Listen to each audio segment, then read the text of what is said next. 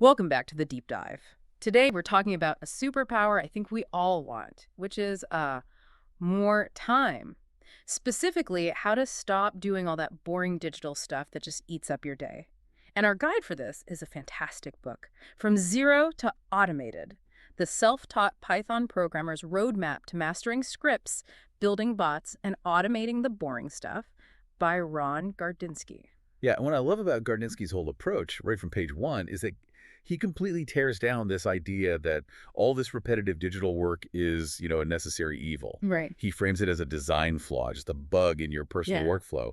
And Python is the tool, the meta skill for fixing it. So it's surprisingly beginner friendly. Okay, so let's get into that. If Python is the tool, you need a blueprint. And the book really highlights three key ideas to get started. Let's start with the first one, which is this big mindset shift. You're not trying to be a scripter.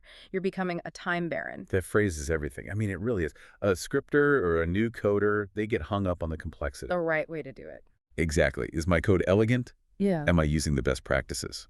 The time baron couldn't care less. Their only goal, their only metric, is how many hours they permanently claw back into their life. So it's all about the ROI. It's all about the ROI.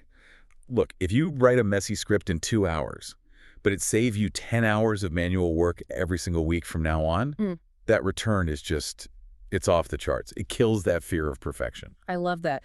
So it's not about writing beautiful code. It's about solving the problem. So with that mindset, where do you start? What's the biggest, juiciest target? Oh, without a doubt, it's spreadsheets. They're probably the single biggest time sink in any office job, right? The book has this whole protocol for it using a Python library called pandas. You can just think of pandas as Python's superpower for handling anything that looks like a spreadsheet. So what does that look like in practice? Are we just automating a few formulas here? It's way beyond that. Okay, Yeah. so picture this.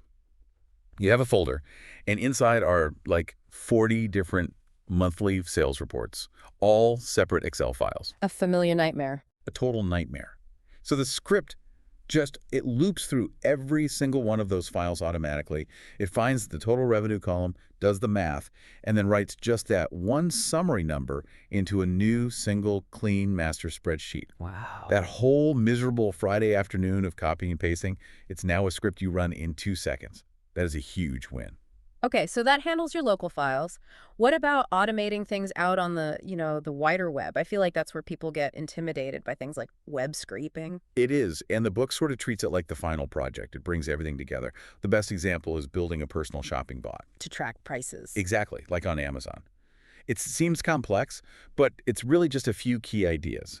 First, your script has to pretend it's a real web browser, using something called a user agent header so it doesn't get blocked. Okay. Then it just scrapes the current price off the page and compares it to a target price you already set, your desired price. But here's the magic part. It connects that to a notification engine. Meaning you don't have to keep checking the page yourself. Exactly. The moment that price drops below your target, boom, you get an instant email or a text message. You've essentially outsourced your deal hunting to a little robot that never sleeps. So when you put all this together, what have you actually learned? It feels like more than just a programming language. It is. You've learned how to make your digital world work for you.